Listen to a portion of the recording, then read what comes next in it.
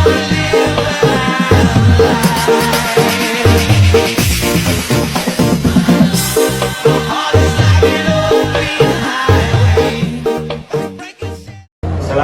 warahmatullahi wabarakatuh.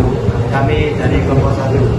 Perkenalkan, nama saya Muzaki Ardiansa, nomor absen 1. Perkenalkan, nama saya Rian Kudi Firmansa, nomor absen 31. Perkenalkan, nama saya Telur Sabila, nomor absen 10. Perkenalkan, nama saya Napan Amgansa, nomor absen 28. Perkenalkan, nama saya Abdullah, nomor absen 32.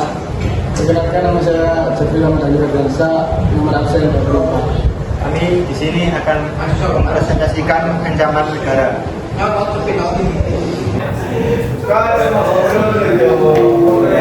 Pembahasan dari ancaman negara ini adalah yaitu ancaman integrasi yang terdiri dari ancaman militer dan ancaman non militer. Kedua, ancaman persatuan bangsa.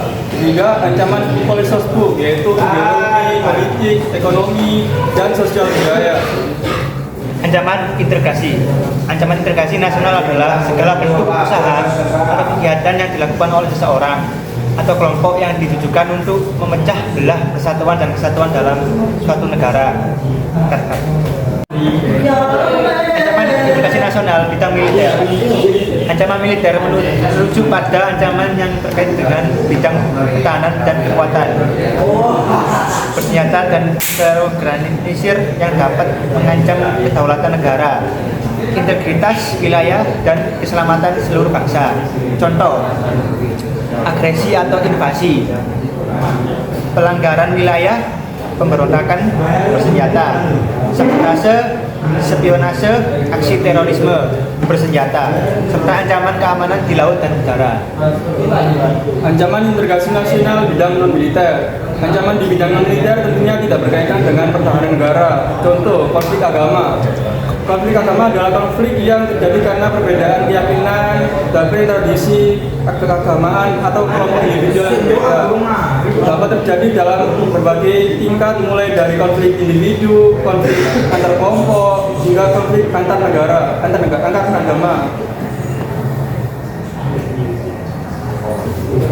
Kedua, ancaman persatuan bangsa. Ancaman terhadap NKRI merupakan segala sesuatu yang berpotensi merusak keberlangsungan negara Indonesia dan menghambat pertumbuhan maupun perkembangan bangsa Indonesia. Contoh, rendahnya toleransi, rendahnya kesadaran terhadap ancaman dari luar, kurangnya adanya penghargaan, kemajemukan Indonesia. Contoh pertama, rendahnya toleransi. Indonesia merupakan negara yang kaya keagamaan sehingga diperlukan adanya toleransi antar agama. Kurang toleransi terhadap sesama bangsa Indonesia ternyata bisa jadi memicu terjadinya perpecahan antar masyarakat. Contoh kedua, rendahnya kesadaran terhadap ancaman dari luar. Budaya luar bebas masuk ke Indonesia sehingga membuat generasi masa kini akrab dengan budaya asing dibandingkan budaya asli. Budaya di dalam negeri dapat dijadikan alternatif untuk menghambat ancaman dari luar. Ancaman persatuan bangsa, kurangnya adanya penghargaan kemajemukan Indonesia. Indonesia merupakan negara kemajemuk karena memiliki suku bangsa yang sangat beragam. Perbedaan tersebut hendaknya tidak dijadikan sebagai alasan permusuhan yang mengancam persatuan NKRI. Jika pemerintah tidak bisa mengapresiasi setiap daerah, maka akan menimbulkan kecemburuan. Rasa kecemburuan ini bisa menyebabkan konflik yang kemudian bisa menjadi ancaman persatuan dan kesatuan bangsa. Poin ketiga, ancaman Islamisme.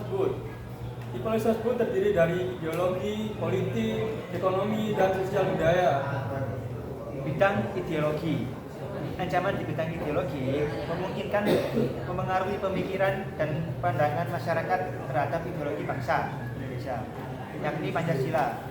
Apabila ancaman ini terus dibiarkan, dikhawatirkan dapat menimbulkan disintegrasi nasional. Akibat yang ditimbulkan dari adanya ancaman di bidang ideologi. 1. Lemahnya pemahaman masyarakat terhadap ideologi Pancasila.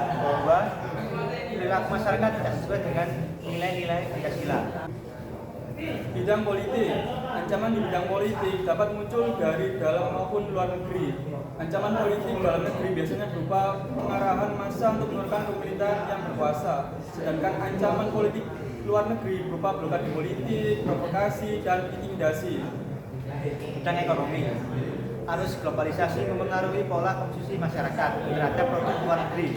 Kondisi demikian merupakan salah satu contoh ketergantungan ekonomi antar negara.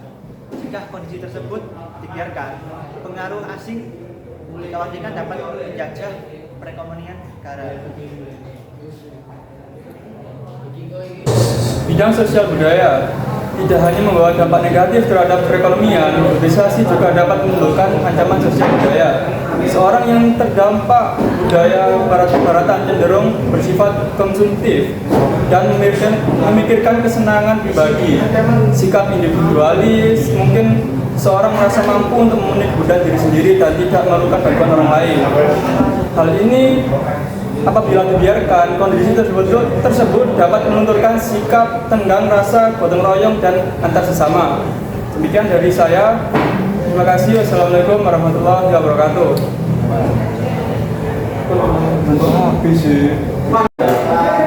Seperti apakah ancaman dalam negeri itu, Mas? Ancaman dalam negeri itu dapat berupa militer yakni berupa kemiskinan, narkoba, korupsi, dan penyebaran berita hoax. Itu aja. Perkenalkan, nama saya Imam Rasul, saya dari kelompok 4. Saya ingin bertanya, apa saja itu ancaman luar negeri? Ancaman luar negeri itu ada banyak. Yang pertama itu dari faktor pakaian. Nah, kan para remaja ini kan banyak memakai pakaian kayak begini, itu kan keparat-paratan. Iya, ada pengaruh dari luar juga. Sedangkan yang di Indonesia kan mayoritas kan agama Muslim, agama Islam semua. Kan harus pakai kayak tertutup biasa saja itu. Nah, yang kedua itu ada faktor lingkungan juga. Faktor lingkungan juga itu kayak seks bebas, itu tuh sudah beredar di mana-mana di Indonesia juga, itu ada juga banyak lah. Nah, yang terakhir itu hiburan malam juga. Yang hiburan malam itu kan banyak juga tawuran juga, niru luar. Permisi Mas, saya mau bertanya. Silakan. Saya Muhammad Ardiansyah dari kelompok 3 mau bertanya. Kan tadi Masnya cuma menjelaskan tentang ancaman integrasi. Untuk ancaman integrasi, bolehkah saya minta contohnya Mas? Karena saya masih kurang paham. Terima kasih. Izin dijawab, Mas. Dari ancaman integrasi, saya ambil dari ancaman non-militer pada dimensi sosial budaya, yaitu maksudnya kebudayaan baru yang mempengaruhi integrasi nasional di bidang sosial. Contoh ancamannya adalah hilangnya tradisi Indonesia yang asli dan tergantikan kebudayaan yang baru yang tidak sesuai dengan ajaran agama yang ada di Indonesia. Itu Mas, salah satu contohnya yaitu